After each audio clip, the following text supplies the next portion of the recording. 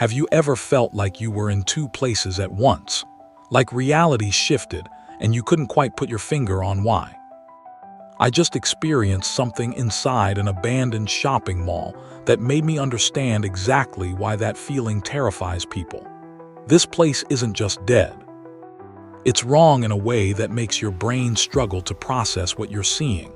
I grew up in malls like this. Every Saturday, my dad would take me through these exact corridors. I remember the smell, cinnamon mixed with stale air conditioning. I remember the sound, arcade bells, echoing footsteps, humming fluorescent lights. I remember feeling completely safe. Completely normal. This mall opened in 1985 at the peak of American mall culture. By 1990, it was generating $250 million in annual sales, 150 stores. 3 anchor department stores, Sears, Macy's, J.C. Penney. The arcade had 70 machines. On weekends, families packed these corridors so tightly you could barely move. It was a complete world. Then something shifted. By 2005, foot traffic dropped 40%. The anchor stores started closing. By 2018, it was completely abandoned, but everything stayed exactly where it was. Nothing was removed, nothing was cleaned. Someone just turned off the lights and walked away. Walking through the entrance, the temperature dropped immediately. The fluorescents were still on, but something was off. The brightness felt wrong. It created shadows that made the space feel larger and smaller at the same time. I passed the empty Sears, empty Macy's, empty J.C. Penney. Just signs hanging there, just empty spaces. I reached the food court and something shifted in my perception. The space was enormous. Completely empty, but it felt inhabited, like ghosts were sitting in those chairs eating food that didn't exist. The lighting flickered. The air felt thick. I realized I was lost. I turned around to retrace my steps. Something impossible happened. I ended up back at the entrance. Same doors. Same orange Julius sign, but I'd walked in a straight line. I'd counted my steps. Somehow I'd made a complete circuit without turning. I walked again. Same thing. Same broken tile. Same flickering light. Same impossible geometry. That's when the fear became real. Not psychological unease, actual primal fear. The space wasn't just abandoned. It was broken. The layout didn't follow normal geometry. The corridors connected in ways that shouldn't be possible. I was in a real physical space that had violated the basic rules of how reality works. I pushed deeper, past the food court, toward the back corridors. That's when I heard it. Music, quiet. Distorted, coming from somewhere I couldn't locate.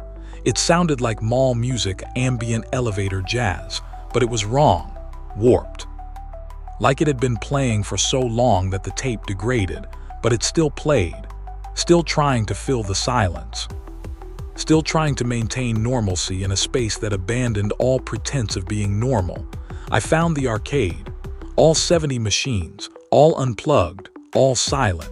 Pac-Man, Space Invaders, Donkey Kong. Games I'd played as a kid, games that represented pure childhood innocence.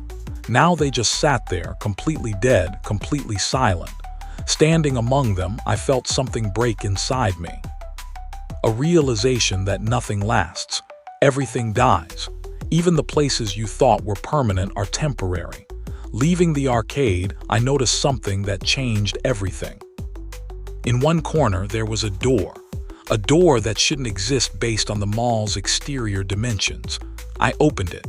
It led to another corridor, longer than any corridor in the main mall. No storefronts, just endless hallway, fluorescent lighting stretching into darkness. Suddenly, I understood what people mean when they talk about places that feel wrong. This mall had become something that felt fundamentally alien. A space that was familiar enough to recognize, but wrong enough that your brain couldn't process it. A place between what was and what will never be. I didn't go far into that endless corridor. Some instinct told me that if I went too deep, I wouldn't be able to find my way back. that I'd end up circling endlessly, encountering the same broken tiles and flickering lights forever. I left, and now I'm starting to think these spaces exist everywhere. In abandoned malls, in closed-down office buildings, in the back sections of empty stores. And maybe they're more common than we want to admit. So here's what I want to know. Have you ever been in a space like that? A place that made you feel unsafe for no logical reason? A familiar location that somehow became alien? Comment below. Tell me about it. The Backrooms might have started as an internet story, but walking through that mall, experiencing that impossible geometry, hearing that warped music, I realized something. Maybe the internet didn't create the Backrooms myth. Maybe it just gave a name to something people have been experiencing forever. Maybe these spaces are real. And maybe there are more of them than we know.